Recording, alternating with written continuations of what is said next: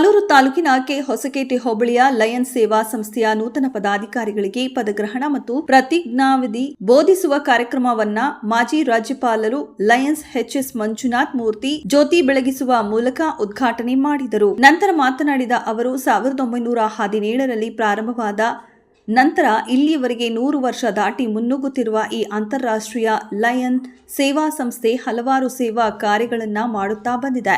ಈ ಸಂಸ್ಥೆಯಲ್ಲಿ ಹೊಸದಾಗಿ ಬರುವ ಸದಸ್ಯರುಗಳಿಗೆ ಸಂಸ್ಥೆಯು ತನ್ನದೇ ಆದ ನಾಯಕತ್ವದ ಗುಣಗಳನ್ನು ಬೆಳೆಸುತ್ತದೆ.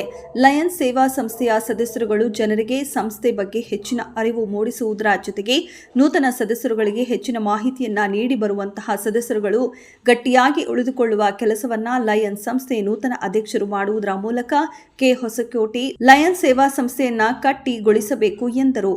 ಹೊಸಕೋಟೆ ಹೋಬಳಿಯ ಲಯನ್ ಸೇವಾ ಸಂಸ್ಥೆಯ ಅಧ್ಯಕ್ಷ ಹರೀಶ್ ಮಾತನಾಡಿ 1 ವರ್ಷದ ಅವಧಿಯಲ್ಲಿ ಅನೇಕ ಸೇವಾ ಕಾರ್ಯಗಳನ್ನು ಮಾಡಿದ್ದೇವೆ.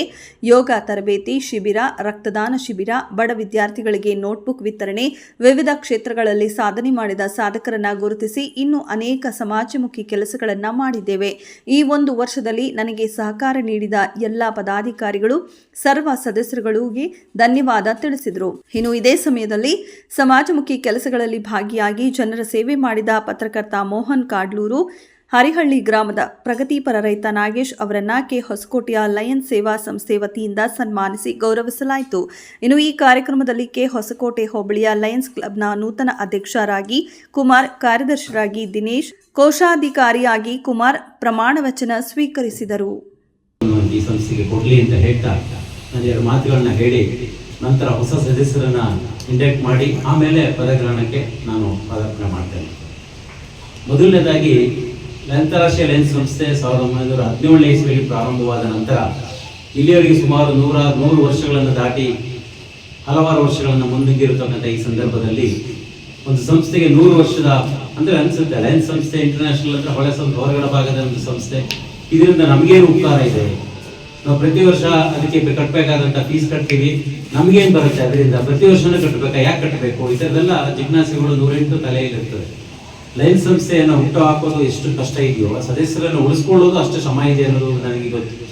ಜಿಲ್ಲಾ ರಾಜ್ಯಪಾಲರಾಗಿ ನಾನು ಶ್ರಮ ವಹಿಸಿದ ಆ ಸಂದರ್ಭದಲ್ಲಿ ಸುಮಾರು 2014-15ನೇ ಸಾಲಿನಲ್ಲಿ ಹೊಸ ಸಂಸ್ಥೆಗಳನ್ನ ನಾನು ಯಾವುದೂ ಮಾಡಬಾರ್ದು ಅನ್ನೋ ದೃಷ್ಟಿಯಲ್ಲೇ ಕೆಲಸವನ್ನು ಪ್ರಾರಂಭ ಮಾಡಿದ್ದು.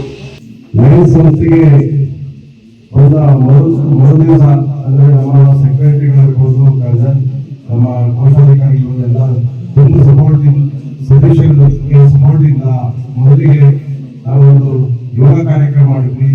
ಅದಕ್ಕೆ ತುಂಬ ಜನಗಳಿಗೆ ಆರೋಗ್ಯವಂತರಾಗಿ ಮಾಡಿದ್ದಕ್ಕೆ ನಮಗೆ ನಮ್ಮ ಲಯನ್ಸ್ ಸಂಸ್ಥೆಗೆ ನಾವು ಚಿರಋಣಿಯಾಗಿರಬೇಕು. ಒಳ್ಳೆ ಆರೋಗ್ಯ ಪಡಿಸಿದ್ದಾರೆ.